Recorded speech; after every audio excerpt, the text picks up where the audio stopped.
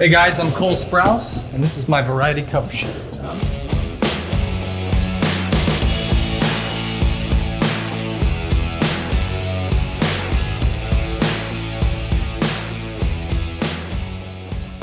I talk to my brother at least once a day, or try to. I don't talk to him about career. So how's your career? But I think a lot of people thought that my brother and I had only ever shared roles or done roles side by side when we were kids. But we did a lot of roles separate when we were kids. I mean, we were all over the map.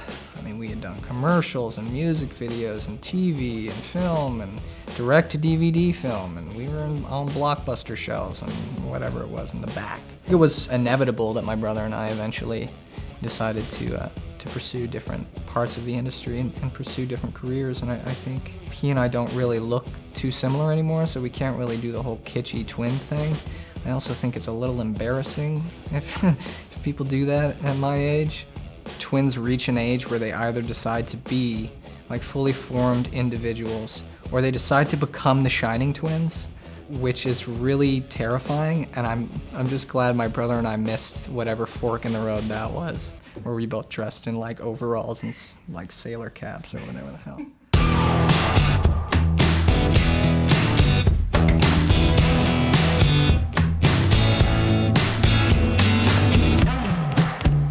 Having an identical twin next to me going through the same exact experiences in a very similar way with a very similar point of view is therapeutic. When you're a child actor, you're a minor, and so a lot of the larger business decisions that are controlling your career are done outside of your own agency. One of the dangers of at least my position, which was a sitcom inside a soundstage for like 9 years with Disney Channel, you're raised in such an insular environment that you forget what real human experience or boots on the ground actually looks like.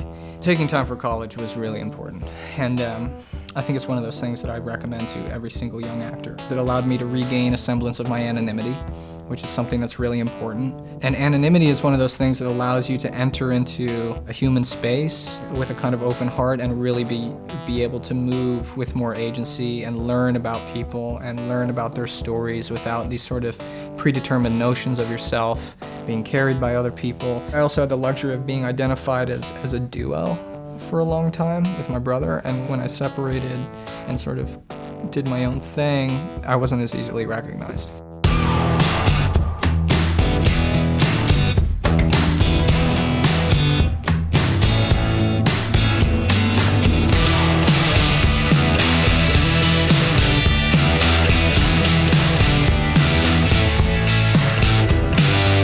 I think an issue that we're dealing with, recoiling from social media and the internet age. I found the internet rewards extremes, so it started to encourage a real sensationalist kind of thinking that's bound to have adverse effects.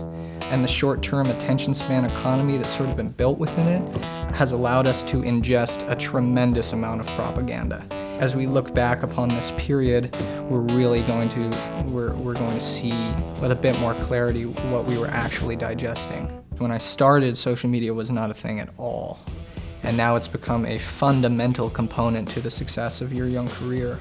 I feel for a lot of the kids who are in my position now within a social media age where you are growing up and you're forced to make a kind of commentary and be scrutinized with severe sensationalism that the internet breeds without acknowledging just how young you are and how you can be stupid when you're a kid. I also think that the obsession with social media and follower counts is coming from a statistically minded group of employers and CEOs that are looking at follower counts as butts in seats, and it's not really the case. I think social media following is really illusory.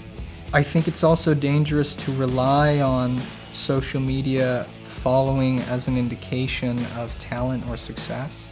I think it's more of a publicity machine than an actual filter for talent. And so I don't think it's good for actors. The industry is going to hopefully reevaluate how it looks at this stuff. This actually doesn't put people in seats. Make some money, you know? It doesn't make money, which is the language that we're all using, I suppose.